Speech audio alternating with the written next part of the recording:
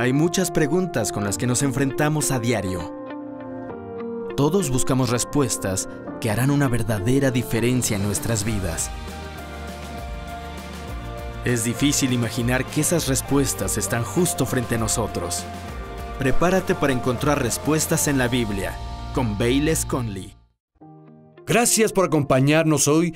Vamos a estudiar algo que es increíblemente importante. Hablaré de los valores centrales, en particular los valores que Dios nos ha dado como iglesia. Y aunque algunas cosas puedan ser un poco únicas de nosotros en cierta forma, van a aplicarse a todo creyente. No querrás perderte esto. 5 valores centrales de la iglesia. Hicimos algo interesante hace un par de meses. Un grupo de líderes se reunió, todos acordaron pasar varios días orando y buscando a Dios respecto a lo que sentíamos que eran los valores centrales fijos de la iglesia de Cottonwood. Y todos pasamos mucho tiempo orando, varios días, y luego escribíamos lo que observábamos y lo que creíamos que eran los valores fijos de la iglesia, y nos reuníamos de nuevo, y lo interesante es que todos terminaron con las mismas 5 cosas. El lenguaje difería un poco, pero básicamente todos volvieron y dijeron exactamente lo mismo. Estos son los valores fijos de Cottonwood. Si tuvieras que taladrarlo en el corazón de la iglesia de Cottonwood y sacaras algunas muestras y examinaras esas muestras, esas 5 cosas son lo que hallarías. Voy a hablarles de cada una de esas 5 cosas, comenzando con la primera. La palabra de Dios es absolutamente central para nosotros aquí en la iglesia. Muchos de ustedes saben que fui salvado hace muchos años de un pasado con una severa drogadicción. Tenía muchos problemas graves, terminé en una misión callejera donde fui salvado. Y siempre, antes de ser creyente, una de las cosas que eran importantes para mí era cumplir mi palabra. Es algo que mi padre me enseñó. Siempre dijo: hijo, no des tu palabra, pero si la das, cúmplela o muere en el intento. Eso siempre ha sido sagrado para mí. Y unos creyentes me dijeron: Bayless, iremos a oír a un evangelista hablar en un auditorio local en unos días. ¿Quieres venir? Y dije: sí, iré. Estaba comprometido, di mi palabra. Pero unas horas antes del momento de partir, me pasó la cosa más extraña. Una inexplicable e inesperada ola de fatiga me sobrevino. Y me acosté en la cama y no pude levantarme. Ellos llegaron a mi casa y dijeron: oye, es hora de irnos. Y dije: oigan, sé que dije que iría. No puedo salir de la cama, no sé qué sucede, pero vayan sin mí. Dijeron: no, vendrás. Y dije: no, solo vayan, no puedo. Y uno de ellos tomó mi brazo y me sacó de la cama al suelo y dijo: irás con nosotros. Y dije: ok.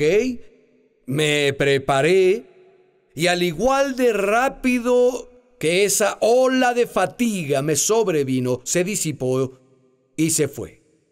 Y esa noche el evangelista predicó un mensaje sobre la parábola del sembrador de Marcos capítulo 4. Se encuentra en el Evangelio de Lucas y en el de Mateo también, pero él predicó de Marcos capítulo 4 y de pronto tuve entendimiento de lo que me había pasado esa tarde.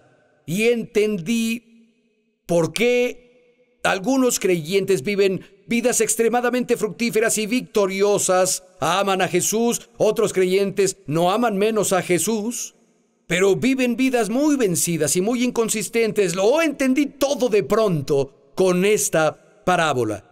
Jesús dijo: el sembrador viene a sembrar la palabra y esparce las semillas en la tierra. La tierra es el corazón. Y dijo: cuando se siembra la semilla, Satanás viene de inmediato a robar la palabra. Al diablo no le importas en absoluto. Lo único que le importa es evitar que la palabra de Dios entre a tu corazón. Quiere evitar que leas la palabra y mantener la palabra fuera de ti. Verán, sin la palabra no tenemos guía, no tenemos fuerza. Casi todo lo que Dios hace por nosotros, casi todo lo que Él hace a través de nosotros, es con su palabra. Y si no tienes la palabra de Dios morando en tu corazón, estarás consignado por el resto de tu vida a los rangos de cristianismo de alto mantenimiento y bajo impacto. Y como Jesús en la parábola habló sobre cómo Satanás venía a robar la palabra, Él compartió 5 cosas que el diablo usa para obtenerlo. 2 de ellas son externas, 3 de ellas son internas. Y todas ellas, en cada caso, Jesús dijo que ellas se levantan a causa de la palabra, para hacer que la persona tropiece, para hacer que la persona caiga, para hacer que suelten su agarre de la palabra o vienen a ahogar la palabra para que no dé fruto en su vida. Las primeras 2, problemas y persecución. Él dijo que surgen a causa de la palabra, para hacer que la persona tropiece, para que caiga. Y luego menciona 3 cosas internas. Dijo que la preocupación y la ansiedad vienen a ahogar la palabra en la vida de alguien. Y luego habló del engaño de las riquezas. Las personas ponen su confianza en sus cosas y seguridad en sus cosas. Hacen que se vuelvan relajados en su vida espiritual y hacen que la palabra se vuelva infructífera, y finalmente habla del deseo de otras cosas. La persona que no está satisfecha, su vida consiste en conseguir más. De hecho, una versión antigua dice la codicia de otras cosas. Todas esas cosas vienen a ahogar la palabra. Es porque, como dije, casi todo lo que Dios hace en nuestras vidas lo hace a través de la palabra. Tomen el Salmo 107, habla de esos que son trastornados y afligidos en sus vidas. En el verso 19 dice: clamaron al Señor en su angustia, y Él los salvó de su aflicción. Oye, Dios, ¿cómo los salvaste de sus problemas y aflicciones? El siguiente verso nos dice, verso 20, envió su palabra para sanarlos, y así los rescató del sepulcro. Dios trae libertad y trae liberación y trae seguridad, nos rescata al enviar su palabra. Su palabra está llena de vida y produce inconscientemente fe en la persona que la atiende, que reflexiona en la palabra, que la acepta. La fe viene por el oír, y el oír la palabra de Dios. Si hay un problema de fe, siempre se remonta a un problema de palabra. Ahora, el segundo valor es alcanzar a los perdidos. En Lucas 19:10 Jesús dijo: porque el Hijo del Hombre vino a buscar y a salvar a los perdidos. Por eso vino Jesús. No hay nada más importante que alcanzar a los perdidos. Oswald Chambers dijo: la iglesia que no evangeliza se fosiliza. Estoy totalmente de acuerdo. Creo que el último mandamiento de Jesús debe ser nuestra prioridad. Vayan a todo el mundo y prediquen el evangelio a toda criatura. He sido bendecido con viajar por todo el mundo y he hablado en muchas regiones diferentes. Y en la mayoría de los lugares a donde voy, las personas conocen a la iglesia de Cottonwood porque hemos transmitido internacionalmente a las naciones del mundo por más de un cuarto de siglo. Y voy y las personas siempre en diferentes reuniones del mundo dicen: ¿cómo es en realidad la iglesia de Cottonwood? Nos gustaría mucho ir a Cottonwood. Mi respuesta inicial siempre es una pregunta. Si tomaras un cuchillo y cortaras la iglesia de Cottonwood, sangraríamos almas. Es el valor más importante que existe en nuestra iglesia. Jesús dijo: ¿de qué le serviría a un hombre que ganara el mundo y perdiera su propia alma? Debemos superar nuestras inseguridades y nuestra vergüenza antes de compartir el evangelio a las personas. Y, por cierto, no me refiero a que te pares en la esquina y prediques. Tal vez esa no es la forma más efectiva de evangelismo. Además, hablo como alguien que ya ha hecho eso. Hay algo que yo hago sin importar dónde esté. Podría estar jugando golf con gente que conocí, o tal vez saludando a personas que conozco por primera vez. Siempre lo tengo en mente. Son seres eternos. Cada uno de ellos. Este hombre va a pasar la eternidad en alguna parte, consciente, ya sea con Dios o separado de Dios para siempre y siempre y siempre. En mi corazón siempre digo: Dios, Abre una oportunidad para que yo plante una semilla. Solo se necesita una semilla. Los hombres no nacen de nuevo de semilla corruptible, sino de semilla incorruptible. De la palabra de Dios que vive y permanece siempre. Dios, déjame plantar una semilla. Y eso no significa que sea súper religioso o raro. Yo no soy así jamás. Y francamente, algunos dirán, no, tú eres predicador, es fácil para ti hablar con quien sea. Tal vez no soy diferente a ustedes cuando se trata de hablar uno a uno. Saben, enfrento las mismas cosas que ustedes. Pienso, vaya, van a creer que soy raro o algo, pero siempre busco una oportunidad para sembrar una semilla. Porque el hecho es que la eternidad llega muy rápido. Esta vida es muy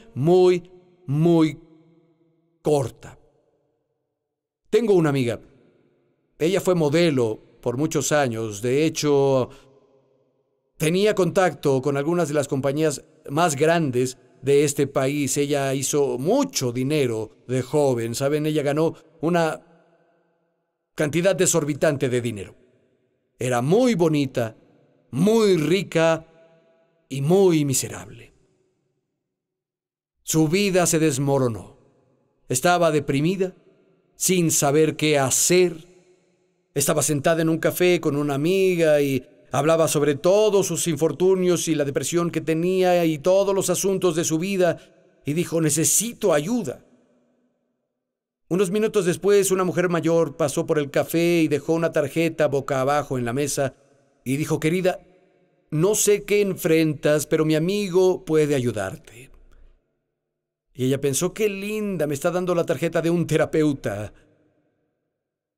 Y dijo, gracias señora, se lo agradezco. Y la mujer dijo, solo recuerda que mi amigo puede ayudarte, no importa lo que sea. Y ella dijo, genial. La anciana salió del café, siguieron ahí un rato, volteó la tarjeta y era una imagen de Jesús. La impresionó. Dios usó una simple semilla para traerla a Cristo. Fue como días después que ella le dio su corazón al Señor y terminó siendo la esposa de un pastor. Pero todo fue de una semilla que una anciana plantó ahí en el café. Ella vio a una joven que estaba obviamente consternada, usando ropa muy costosa, muy bonita, pero que tenía problemas. Y ella le dio la respuesta. Mientras Cottonwood exista, trabajaremos para alcanzar a los perdidos. Y sé que algunos dicen, ¿sabes qué, pastor? Vamos, entra a las cosas profundas. Queremos que enseñes cosas profundas. No hay nada más importante, no hay nada más profundo que llevar un alma a Cristo.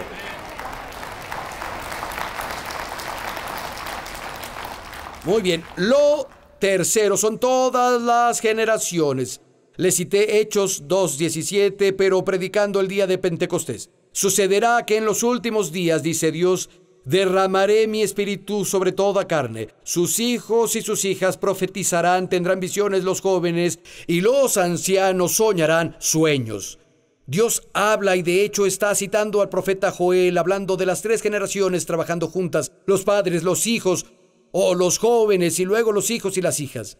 3 generaciones experimentando el derramamiento del Espíritu juntos, y todos son guiados y llenados de poder por el Espíritu, y todo se canaliza a esto. Quien quiera que invoque el nombre del Señor será salvado. Hay 3 generaciones trabajando juntas para llevar a un Jesús vivo a un mundo moribundo. Ese es el plan de Dios. Ahora, en Cottonwood, tendemos a dirigirnos a las generaciones mayores, más cuando se trata de abarcar a las generaciones más jóvenes. Me identifico, soy uno de los mayores. Aún soy muy joven aquí, pero cada vez que miro al espejo se confirma. Bayless, estás envejeciendo. Y es importante, saben, que las personas mayores abracemos a los jóvenes, porque ellos tienen el vigor y la vitalidad y tienen visión que necesitamos.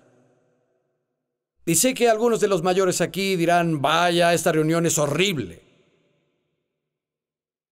Sé lo que están pensando, Dios también lo sabe, está bien.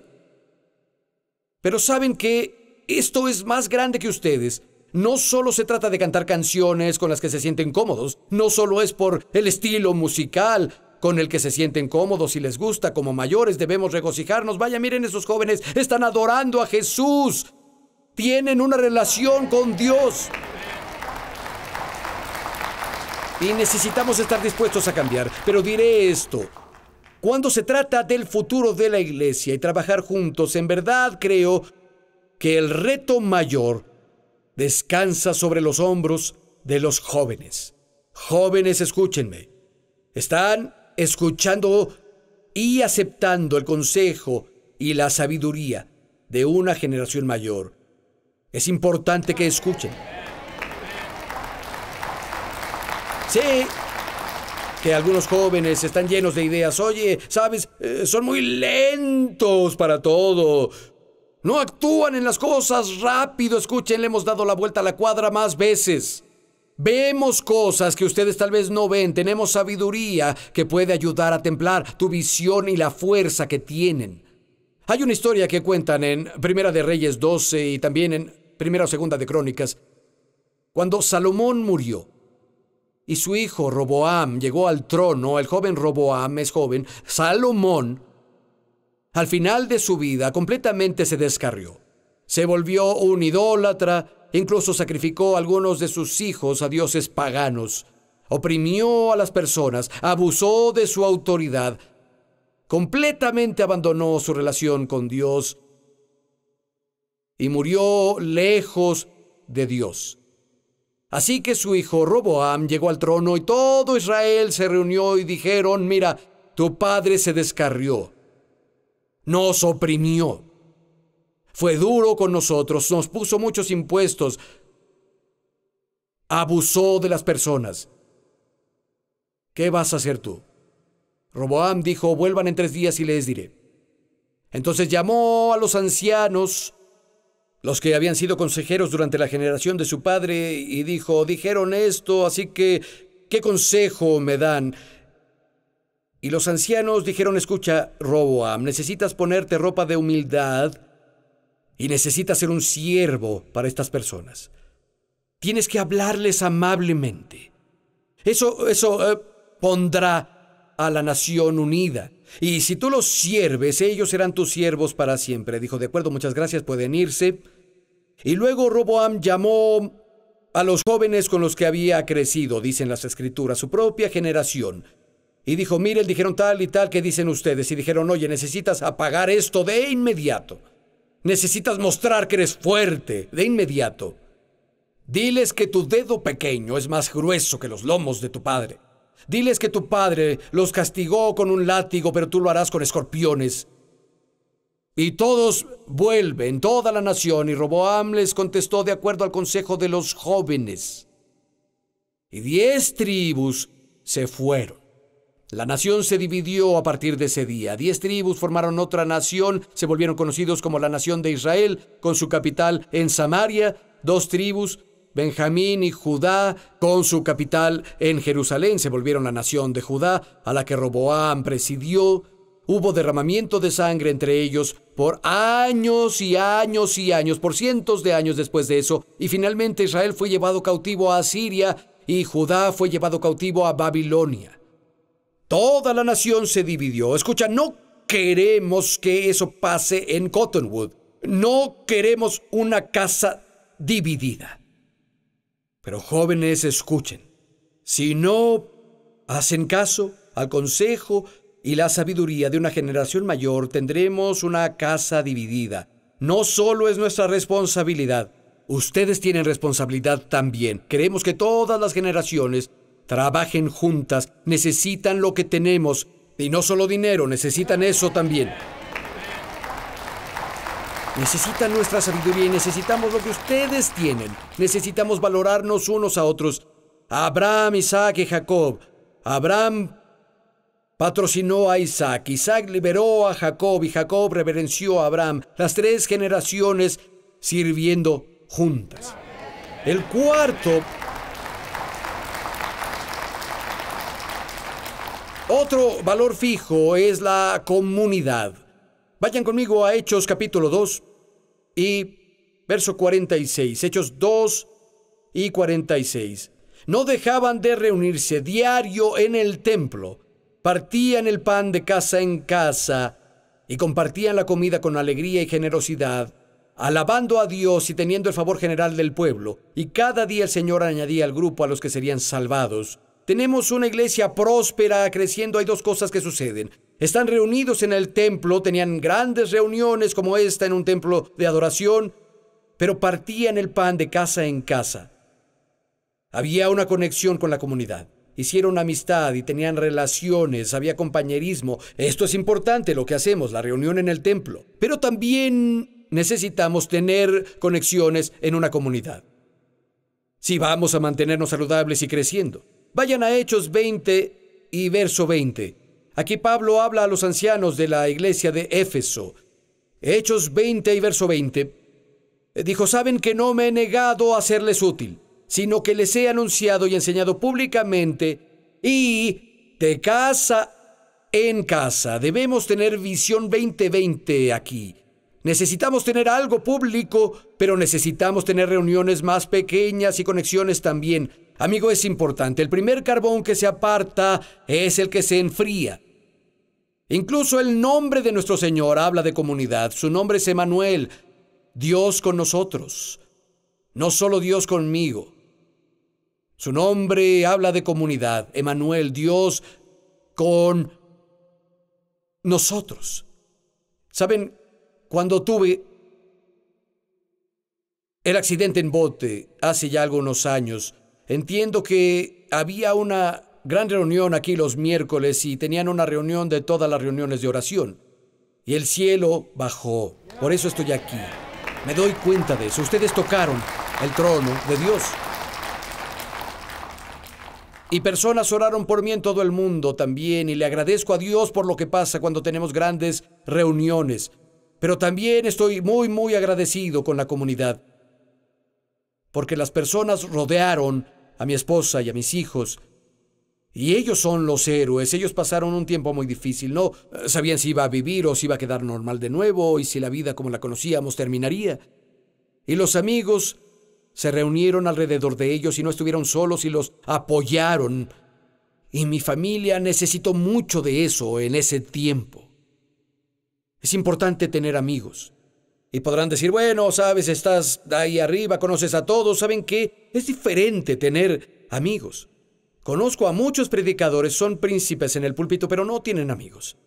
No saben cómo ser amigo y es algo triste de ver.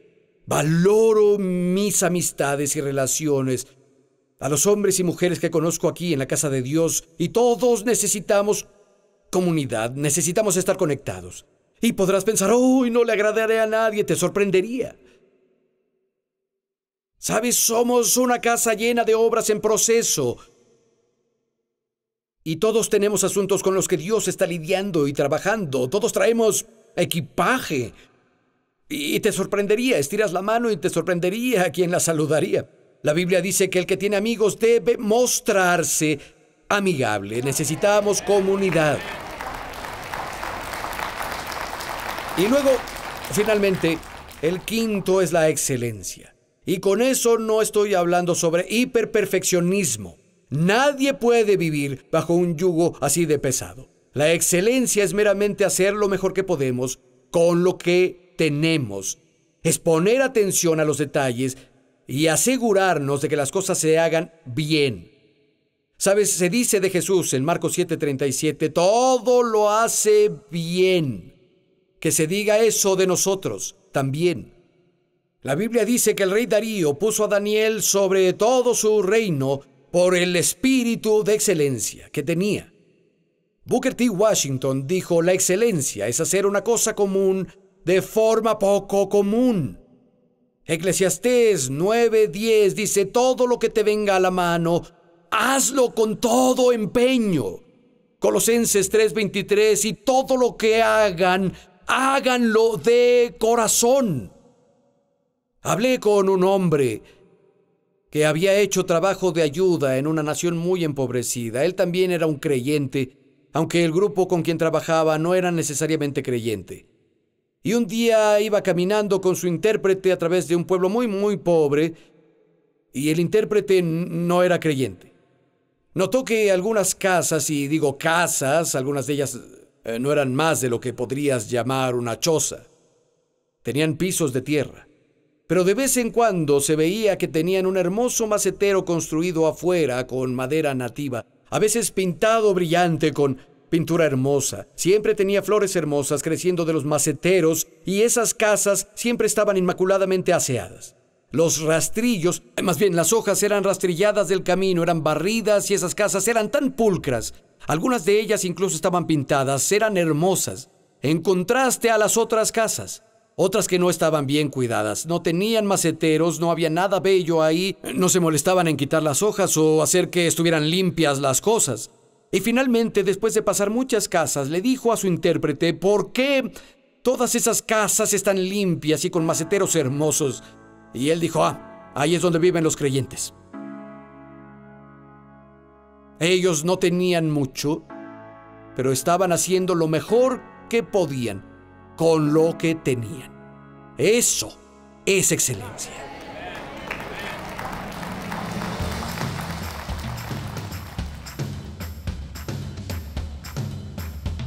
¿Sabes qué? Acabamos de terminar de hablar de la excelencia. Necesita ser parte de la vida de todos. Cualquier cosa que hagamos necesitamos hacerlo con el corazón y como si fuera para el Señor. Él merece lo primero y Él merece lo mejor.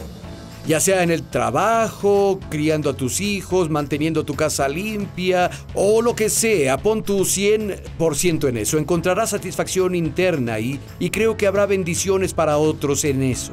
Y sabes una cosa sobre el Dios que servimos, Él es un Dios creativo, pero es un Dios de excelencia. Dijeron que Cristo hizo todas las cosas bien. Después de que Dios terminó la creación, vio que todo lo que hizo no solo era bueno, era muy bueno. Y pido para que tú adoptes eso, cualquier cosa a la que te dediques en la vida, que la hagas con todo el corazón, toda el alma, y hazla bien, hazla con excelencia y hazla como para el Señor. Y quiero terminar con esto. Si no conoces al Señor, si no lo conoces personalmente, tal vez sabes de Él, pero si no lo conoces, de eso se trata la salvación. Abre tu corazón, clama en nombre de Jesús hoy, pídele que sea tu Señor y tu Salvador, y descubrirás que tienes un amigo en Jesús. Gracias por ver Respuestas con Bayless Conley.